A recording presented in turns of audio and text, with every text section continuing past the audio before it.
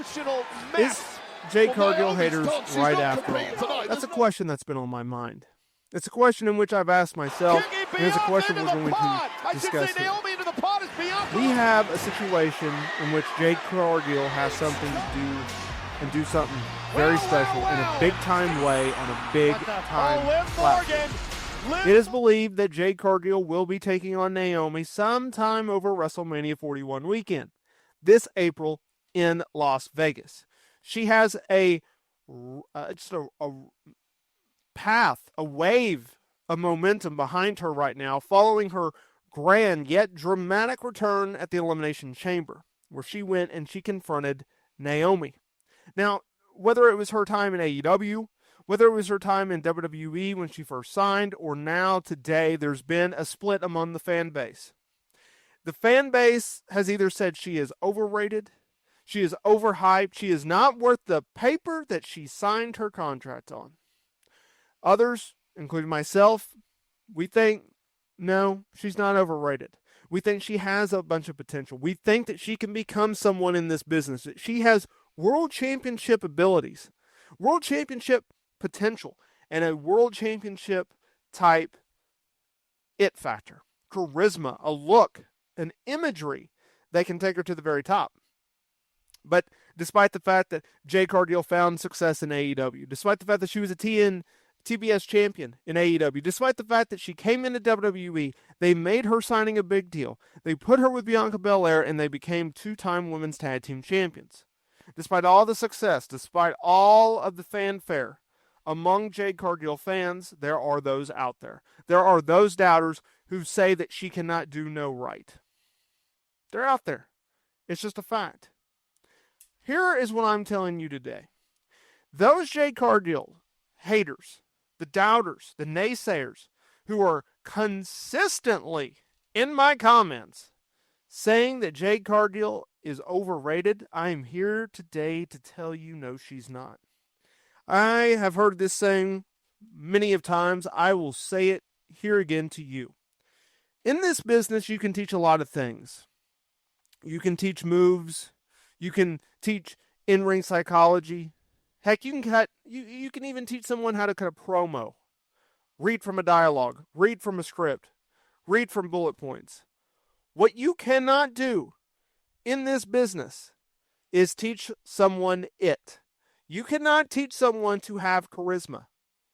That is what Jade Cargill has. She has charisma. She has it. She has the airport test. When Vinnie Mac was still in charge, he always had this saying, if I have a talent that can walk through an airport and get everyone, or the majority of everyone, to stop what they're doing, turn their heads, and stare at someone, then you have an automatic star. That is your indication that someone is special, that someone is different, that someone is unique. Jade Cargill has that. She looks like no one else in WWE. Heck, she looks like no one else in all of pro wrestling as a female. She has it. She may still be green. She may not have 5-star matches. She may not have Dave Meltzer complimenting her every single day of her existence. But Jade Cargill does have a ton of potential. She has a ton of potential to become a main eventer. She has a ton of potential to be a main eventer. She has a ton of potential to take all of the doubters, all of the naysayers, all of the haters, put all their negative comments on her back and rise to the occasion. When Jade Cargill jumped from AEW to WWE in 2023, fans knew one thing and one thing only. That WWE was going to give her the greatest opportunity that she has had in this business to date to become a main event top tier star. They see the potential, they understand the potential, they tell you the potential. And not only did they tell you the potential when she first signed with them in November of 2023? They kept reminding you. And when she made her main roster debut in the Women's Royal Rumble match in January of 2024, when she signed, quote unquote, with SmackDown after Raw, NXT, and SmackDown literally had a bidding war for her services, begging. They had the GMs begging her to sign with their brand. Come to Raw, come to SmackDown, come to NXT. Why do you think they did that? Was it to kill TV time? No. It was telling the fans that this person is different. This person is special. This one you need to keep your eye on.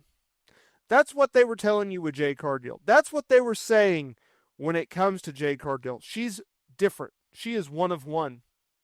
And if you go back and you look at the way that they brought her in, and still to this day, from the moment she signed with them, by having her go out there and do all these media appearances and doing all these interviews, talking about how I came to WWE because I want to become a world champion. I want to be a top star, and I want to then transition to Hollywood. That's what she told you. That's her game plan. That's her dream. That's her plan. And I think she's going to get there. Jade Cargill, since she made her arrival in WWE, from her entrance, music, to her entrance itself, to the way that she works, the way that she carries herself, to the way that she dresses, everything is calculated. Everything is down to the finest detail. Everything is pre-planned. Everything is laid out. Everything is set. They want her to succeed because they see money in her.